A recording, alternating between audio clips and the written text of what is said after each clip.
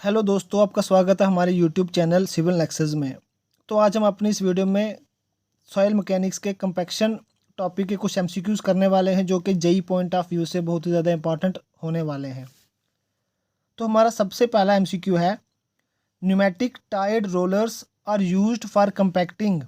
Option A is cohesive soils, option B is cohesionless soils, option C is both A and B, and the option D is for soils in confined space. तो हमें बताना है कि pneumatic tyre rollers हम कौन सी soils को compact करने के लिए यूज़ करते हैं। तो दोस्तों, जब भी हम कभी न्यूमेटिक टायर रोलर्स यूज़ करते हैं तो साइल किसी भी टाइप की हो, चाहे कोहेसिव हो या फिर कोहेजनलेस हो, तो हम दोनों टाइप्स की साइल को कंपैक्ट कर सकते हैं। Therefore option C is correct. तो अब हमारे पास सेकंड क्वेश्चन है, vibratory rollers are best suited for compacting. जब भी कभी वाइब्रेशन की बात आएगी तो वाइब्रेशन को हम हमेशा यूज़ करेंगे कोहेजनलेस साइल्स को कंपैक्ट करने के लिए। तो अब ऑप्शन में हमें ढूंढना है कि कोहेजनलेस साइल कौन सी होगी, जो कि हैं सैंड्स और gravels. Therefore option A is correct. तो दोस्तों, अब हमारे पास थर्ड क्वेश्चन है, pre compression method is used for compacting. Option A is silt, option B is clays, option C is organic soils, and the option D is all of the above. तो सबसे पहले हमें पता होना चाहिए कि pre compression क्या है। तो प्री कंप्रेशन एक ऐसा मेथड है कि जिसमें हम जो जिस जिस भी सॉइल पे हमें कुछ काम करना होगा, तो उस सॉइल को हम पहले से ही कंपैक्ट करके रख देंगे। तो उसके ऊपर हम पहले लोड दे देंगे थोड़ा सा, तो एक्चुअल वर्क मतलब before the actual start of the work हम पहले से ही कंपैक्शन उसकी करके रखेंगे। तो जो ये मेथड होगा, ये हम सिल्ट्स के लिए भी यूज़ कर सकते हैं, क्लेज के लिए भी, ऑर्गेनिक सॉइल्स के लिए भी। Therefore option D is correct. अब जो फोर्थ क्वेश्चन है, the line of optimus generally corresponds to a percentage air voids of about. Option A is 0%, option B is 5%, option C is 10%, and the option D is 20%। तो दोस्तों, line of Optimus होती क्या है? Line of Optimus एक ऐसी line है जो हमें कंपैक्शन कर्व के जो मैक्सिमम ड्राई डेंसिटी वाले पॉइंट्स हैं, हमें उनको जब ज्वाइन करके हमें लाइन मिलेगी तो उसको बोलेंगे लाइन ऑफ ऑप्टिमस।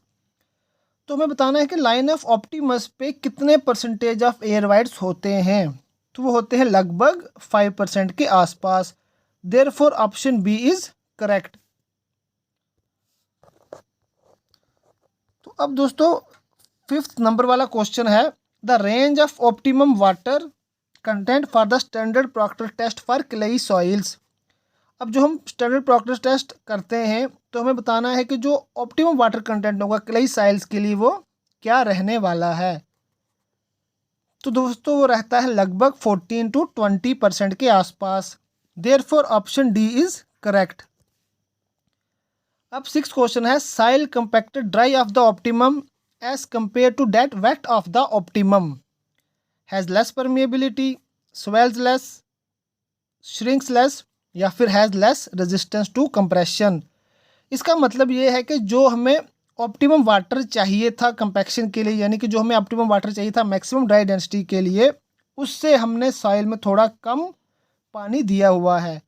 तो इससे क्या होगा, जब हमने सॉइल में कम पानी दिया है, क्या उसकी परमेबिलिटी कम रहेगी? नहीं, क्योंकि उसकी परमेबिलिटी और बढ़ जाएगी, क्योंकि सॉइल में मतलब पानी दिया ही नहीं है। तो ऑप्शन ए तो करेक्ट नहीं होने वाला। ऑप्शन बी स्वेल्स लेस, तो स्वेलिंग का काम ही नहीं आएगा, क्योंकि जब उसमें पानी पहले से ही कम है तो वो ज़्यादा स्वेल करने की कोशिश करेगी सॉइल।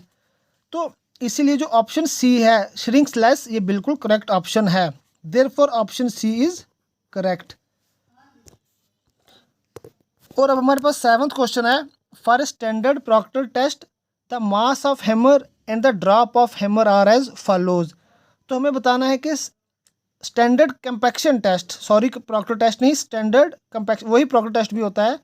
तो हमें बताना है कि यहाँ पर जो मास ऑफ हैमर यूज़ करते हैं उसका मास क्या है, और जो हैमर का जो ड्रॉप होता है वो उसका क्या रहेगा। तो मास of hammer is about 2.5 kg। तो जो ड्रॉप रहता है वो लगभग रहता है 305 mm के आसपास। तो जब हम यहाँ पे ऑप्शन देखेंगे, तो ऑप्शन बी जिसमें 2.6 kg मास ऑफ हैमर है एंड ड्रॉप कितना है 310 mm। Therefore option B is correct. अब 8th क्वेश्चन है, select the correct statement. Option A is relative compaction is same as relative density. Option B is vibratory rollers are effective in the case of highly cohesive soils. Option C is zero air void line and 100% saturation line are identical. पहले हम option B को देखते हैं, vibratory rollers वाले को। हमने पहले ही ऊपर बताया कि जो भी वाइब्रेशन होगी, जब भी कभी हम वाइब्रेशंस का इस्तेमाल करेंगे तो वो हमेशा हम कोहेजन लेस सॉइल को कंपैक्ट करने के लिए इस्तेमाल करेंगे, जैसा कि सैंड हो गई। इन्होंने यहाँ पर बोला हुआ vibratory rollers are effective in the case of highly cohesive soil, तो हाईली कोहेसिव सॉइल वाला क्वेश्चन तो बनता ही नहीं है, तो इसका मतलब ये ऑप्शन इनकरेक्ट आ गया। तो ऑप्शन ए है relative compaction is same as relative density, तो वो तो नहीं रह सकता क्योंकि रिलेटिव कंपैक्शन अलग चीज़ है तो डेंसिटी अलग चीज़ है।